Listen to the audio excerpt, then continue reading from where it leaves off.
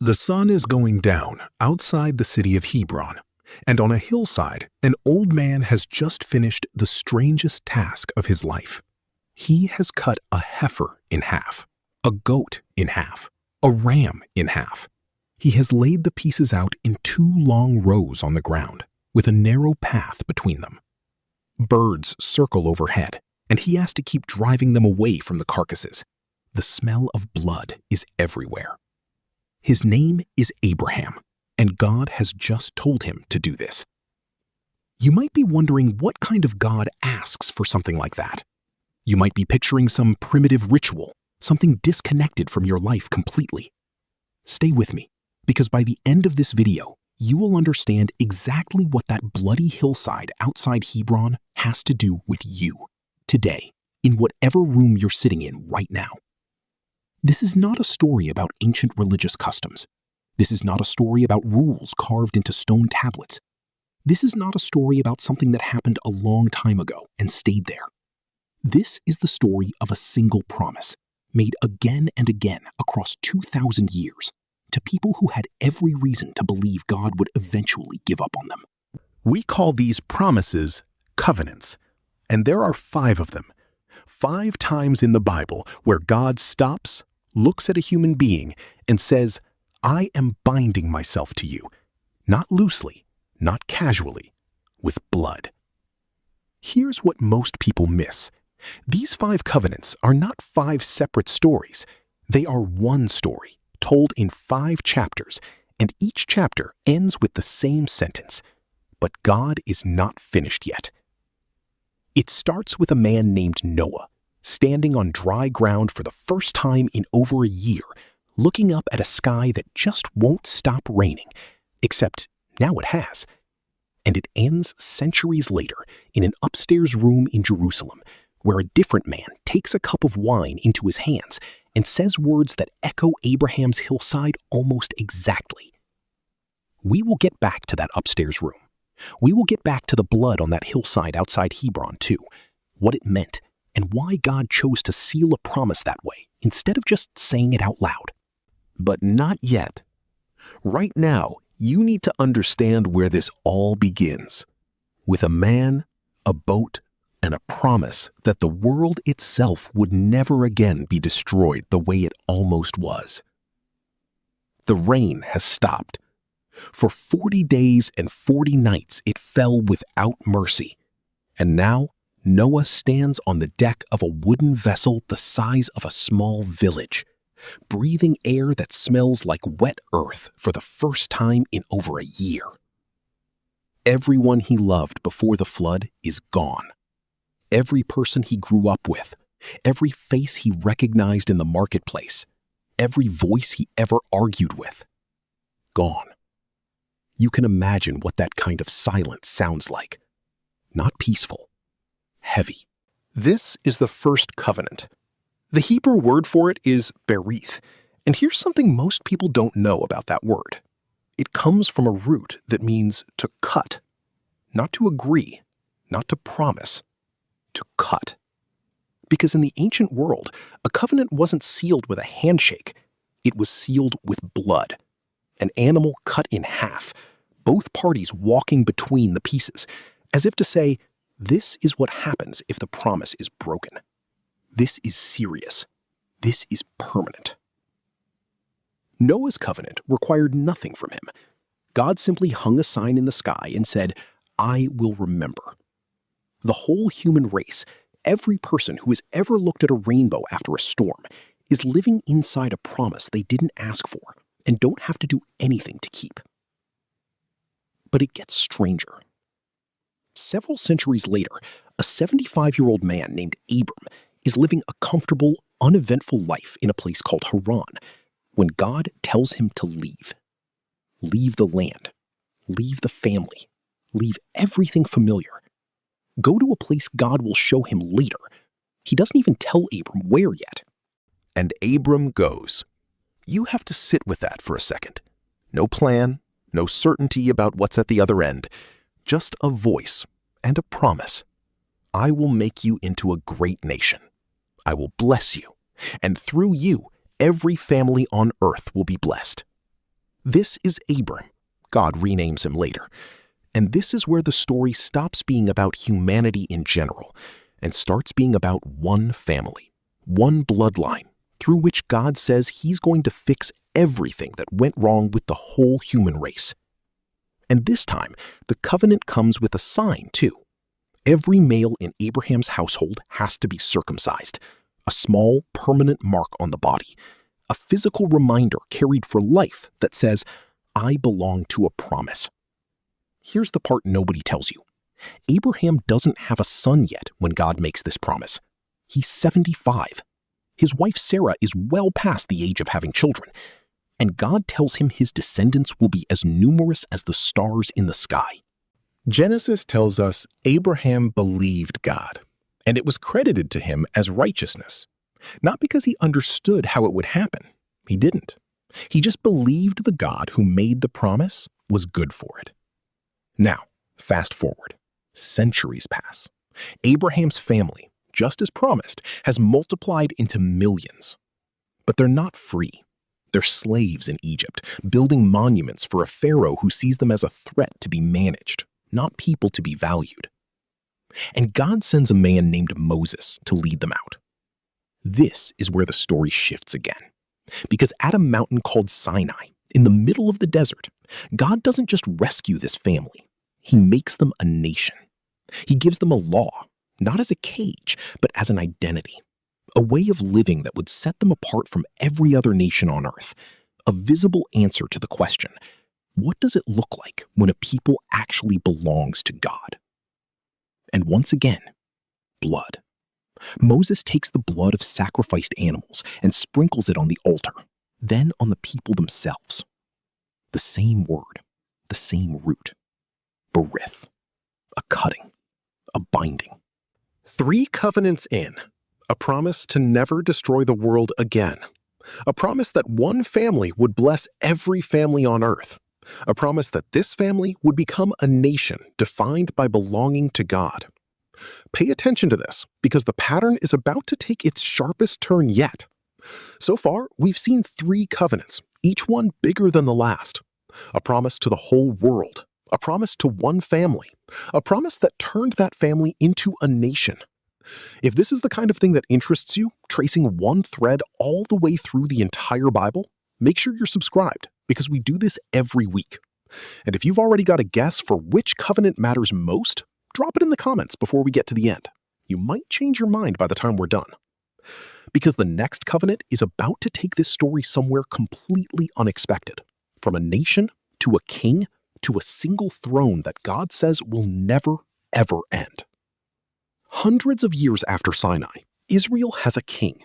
His name is David, and he started out as the youngest son in his family, the one nobody thought to invite when the prophet came looking for a future king. He was out on the fields with the sheep. Nobody even called his name. But God called him anyway. By the time we meet David in this part of the story, he's no longer a shepherd boy. He's sitting in a palace, ruling a kingdom, and looking around at the comfort of his own house. And something bothers him. The Ark of the Covenant, the most sacred object Israel has, the very symbol of God's presence among his people, is sitting in a tent, while David lives in a house of cedar and stone. So David decides he's going to fix that. He's going to build God a house, a temple, something permanent, something worthy. And God's response is not what David expects. Through a prophet named Nathan, God essentially tells David, you want to build me a house? I'm going to build you one instead. Not a building, a dynasty. Your throne, your family's throne, will be established forever. Forever. Think about how many kings, how many empires, how many dynasties in human history have used that word and been wrong. Forever. And God says it about a shepherd's family line in a small kingdom surrounded by larger and more powerful ones. Here's what most people miss about this moment. David wanted to give God something permanent, and God turned it around completely. God gave David something permanent instead. That's the pattern of every single one of these covenants, if you've been paying attention. Humans keep trying to do something for God, and God keeps doing something for them that they could never do for themselves. But you already know how this part of the story goes if you know anything about the kings of Israel after David. Some of them were good, most of them were not. The kingdom split in two. The northern kingdom fell to Assyria, and its people were scattered and lost to history. And eventually, the southern kingdom, Judah, David's own kingdom, the one with the forever throne, falls too, to Babylon. The temple David's son built is burned to the ground. The walls of Jerusalem are torn down stone by stone. The king is taken away in chains, and the people are marched into exile in a foreign land, weeping as they go, wondering out loud in their own writings whether God has simply given up. This is where we meet a man named Jeremiah. Jeremiah is a prophet, and he is not known for cheerful messages. He spent decades warning Judah that this exact disaster was coming and watching nobody listen. By the time Jerusalem falls, Jeremiah has earned the nickname history gave him, the Weeping Prophet. He wrote an entire book of the Bible called Lamentations, and that title tells you everything you need to know about its content. And it's this man, grieving, exhausted, watching everything collapse, who delivers one of the most stunning promises in the entire Bible. God tells Jeremiah that a day is coming when he will make a new covenant. Not like the one made at Sinai, written on tablets of stone, a law given to a nation from the outside. This one will be different. God says, I will put my law within them, and I will write it on their hearts. Stay with me, because this is the turning point of everything. Every covenant up to this point involved an external sign, a rainbow in the sky, a mark on the body, stone tablets in a box, something you could point to, something outside yourself. This new covenant, Jeremiah says, will be written somewhere you can't point to, inside, on the heart. And here's the detail that should stop you cold. Jeremiah delivers this promise while the city is falling, while the temple is burning. At the exact moment when it would make the most sense for God to be done with these people forever, God promises something bigger than anything he's promised before. Hold that thought, because we are about to go to an upstairs room in Jerusalem, centuries later, where that promise, and every promise before it, gets a name. It's the night before Jesus is going to die, and he's in an upstairs room in Jerusalem with 12 men he has spent 3 years of his life with. They're eating the Passover meal, the same meal Jewish families had eaten for over 1,000 years, ever since the night God led their ancestors out of Egypt. It's a meal about blood, about a lamb, about a covenant. And in the middle of that meal, Jesus does something that would have stopped every person at that table cold. He takes a cup of wine, he lifts it, and he says, "This is my blood of the covenant, poured out for many." Now, remember the Hebrew word from earlier, berith, to cut. Covenants in the ancient world were sealed with the blood of an animal, a substitute, standing in for the people making the promise, saying, "This is what it costs if this promise is broken." For thousands of years, that blood belonged to animals, a ram, a goat, a heifer. The blood of the substitute, never the blood of the one making the promise. And now a man, at a table in Jerusalem, says, "This is my blood." Take a moment with that. Every covenant before this one pointed forward to something. The rainbow pointed forward. The mark of circumcision pointed forward. The blood on the altar at Sinai pointed forward. They were all signs of a promise still being kept, still in progress, still, in some sense, unfinished. And this is where it gets remarkable. Jesus isn't pointing forward anymore. He's saying, this is it. This is the covenant Jeremiah promised, the one written on the heart instead of on stone. And the seal of it isn't an animal standing in for him. The seal of it is him. Now, go back with me, all the way back to that hillside outside Hebron where we started. Remember the old man, the torn animals, the path between the pieces, the smell of blood in the air at sunset. That ceremony was Abraham and God making a promise. And in that ancient world, when two parties walked between the pieces of a sacrificed animal, both of them were saying, "May this happen to me if I break my word." The historian Josephus tells us that ceremonies like this in the ancient Near East were the most binding, most serious agreements a person could make. Not a handshake, not a signature, a blood oath. And on that hillside, something strange happens in the story. Abraham falls into a deep sleep, and in the darkness, he sees a vision.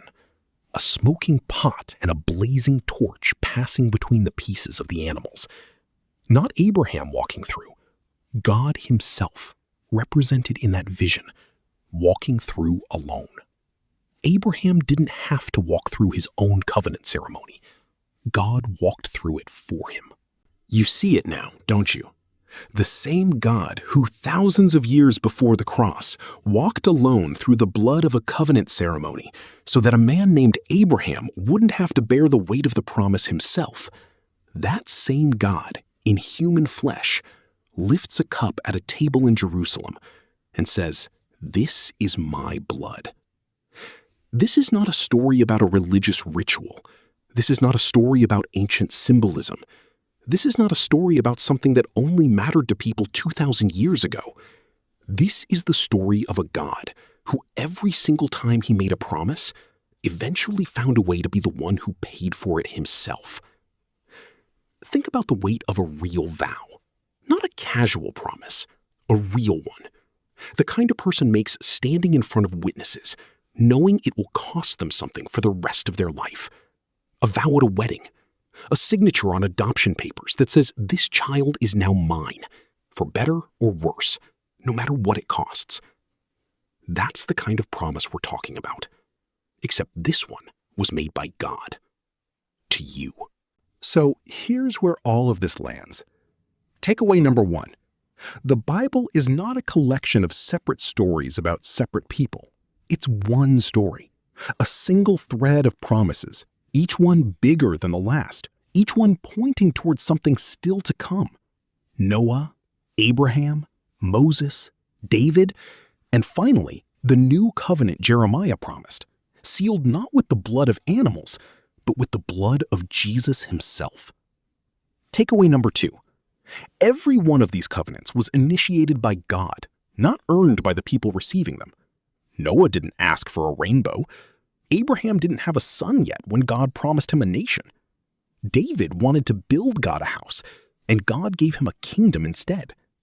If you've ever felt like you have to somehow qualify for God's attention, like you need to clean yourself up first, prove yourself first, earn your way into the promise first, that has never, not once, been how this works. And takeaway number three.